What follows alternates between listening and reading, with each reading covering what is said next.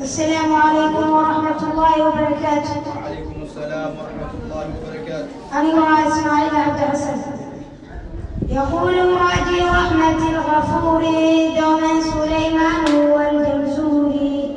الحمد لله مصليا على محمد وآله ومن تلا. وبعد هذا النذر للمريد في النون والتنوين والوجود. سميته بتحفة الأطفال عن شيخنا المهيد الكمال. أرجو به